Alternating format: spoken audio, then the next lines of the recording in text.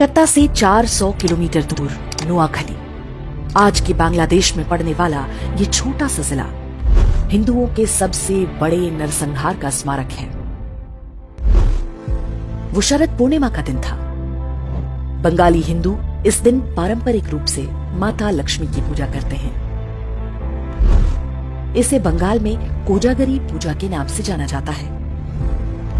10 अक्टूबर वर्ष 1946, स्थान नोआखली, बंगाल।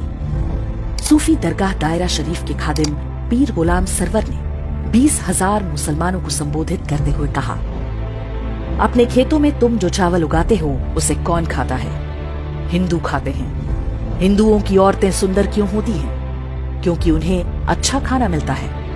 हमारी औरतें बीमार पड़ती हैं तो उन्हें अपने हाथों से कौन टटोलता है? हिंदू डॉक्टर। सामने नाराए तकबीर, अल्लाहू अकबर चिल्लाती हजारों मुसलमानों की भीड़ थी। कसम खाई गई कि नोआखली में हर काफिर और कुफ्र के हर निशान को मिटा दिया जाएगा। बिल्कुल वैसे ही जैसे लगभग 2 महीने पहले कलकत्ता में डायरेक्ट एक्शन डे के नाम से हुआ था। कलकत्ता की ही तरह हाथों में चाकू और गंडासे लिए जिहादी भीड़ ने चुन चुनकर हिंदू पुरुषों को मारना और हिंदू महिलाओं से बलात्कार शुरू कर दिया। हिंदुओं की दुकानों और मकानों में आग लगाया जाने लगा। हिंदुओं से कह दिया गया था कि जिंदा रहना है तो उन्हें इस्लाम कबूलना होगा। जस्टिस जीडी खोसला ने भारत के विभाजन पर अपनी पुस्तक स्टर्न रेकनिंग में लिखा है, भीड़ ने नारायणपुर के जमींदार सुरेंद्र नाथ बोस के मकान पर हमला बोला। वे परिवार के साथ छत पर चले गए। दंगाइयों ने घर में आग लगा दी। घर जलने लगा तो सुरेंद्र बाबू ने छत से छलांग लगा दी। वे दंगाइयों के सामने ही गिरे। उन्मादी मुसलमानों ने उनके शरीर के टुकड़े टुकड़े कर डाले और उनका कटा हुआ सिर पास में ही खड़े पीर गुलाम सरवर को भेंट किया। ऐसा नहीं है कि नोआखली के हिंदुओं ने प्रतिरोध नहीं किया।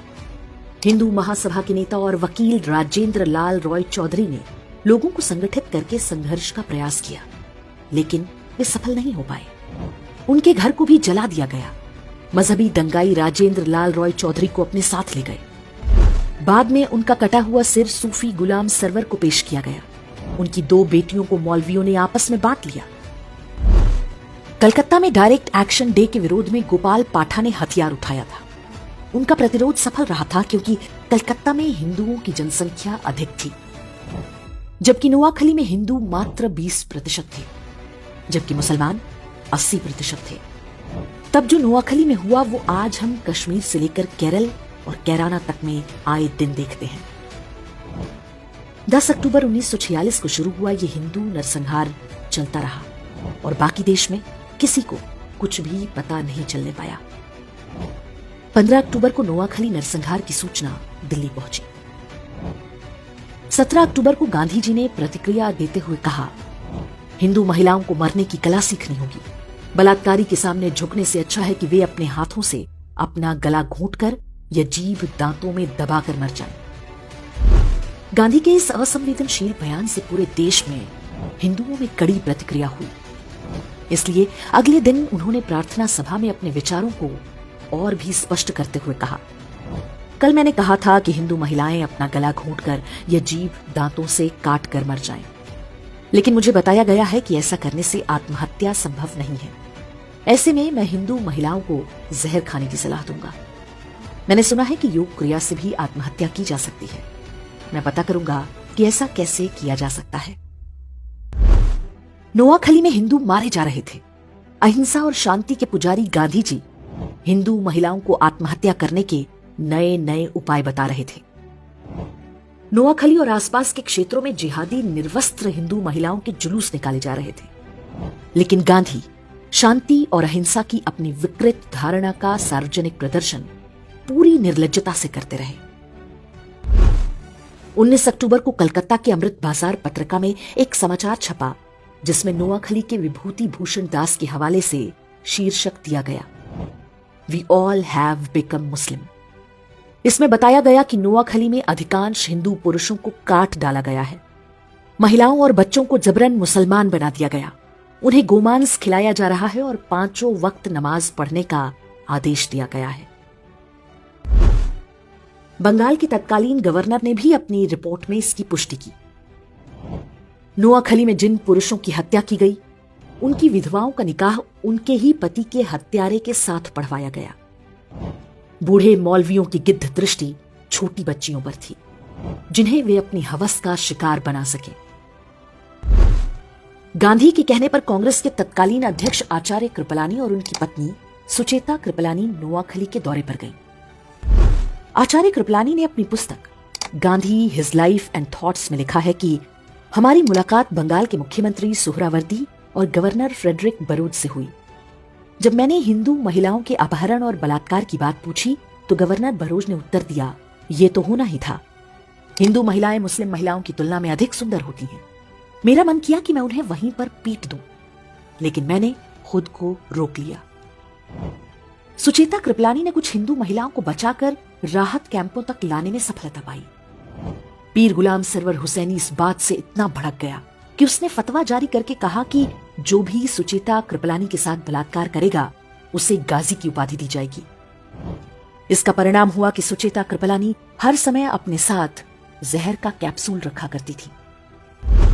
नोआखली नरसंहार शुरू होने के पूरे 1 महीने बाद गांधी ने वहां का दौरा किया।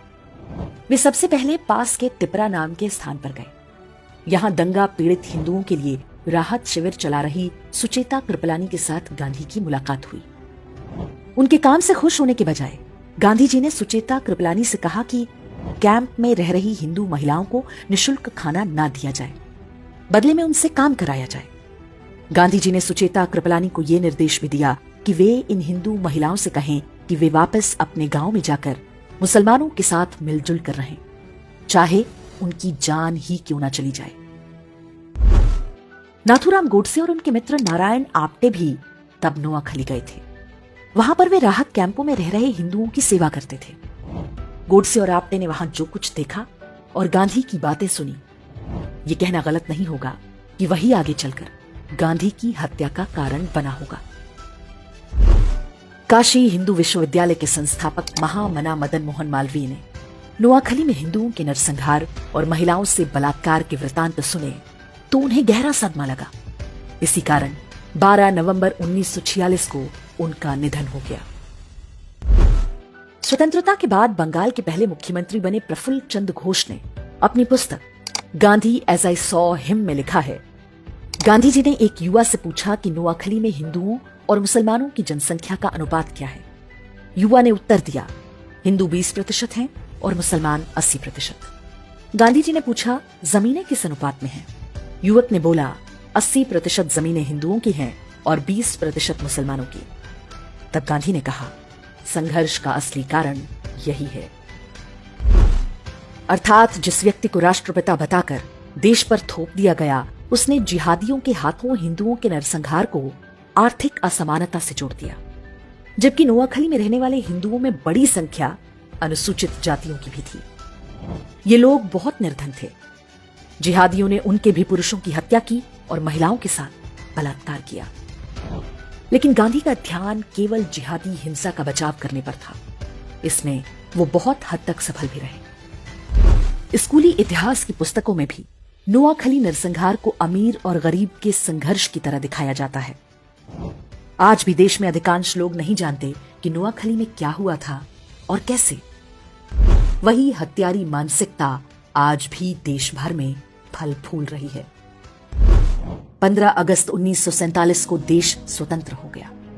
बंटवारे में नोआखली पूर्वी पाकिस्तान के हिस्से में चला गया। वहां पर हिंदुओं का नरसंहार जारी रहा। अब तो कोई रोकने टोकने वाला नहीं था। आधिकारिक आंकड़ों के अनुसार इस नरसंहार में 5000 हिंदुओं की हत्या हुई। हालांकि दावा किया जाता है कि वास्तविक संख्या 50,000 से कम नहीं होगी। वर्ष 1946 में नोआखली में लगभग 4 लाख हिंदू रहते थे। उनमें से 95% को बलपूर्वक इस्लाम कबूल करना पड़ा। शरद पूर्णिमा या कोजागरी के दिन माता लक्ष्मी के 8 रूपों की पूजा की जाती है। इन्हें अष्टलक्ष्मी कहते हैं। इनमें से एक रूप वीर लक्ष्मी का है। इस रूप में माता धन धान्य के साथ अपने हाथों में चक्र, गदा और धनुष बाण भी धारण करती हैं।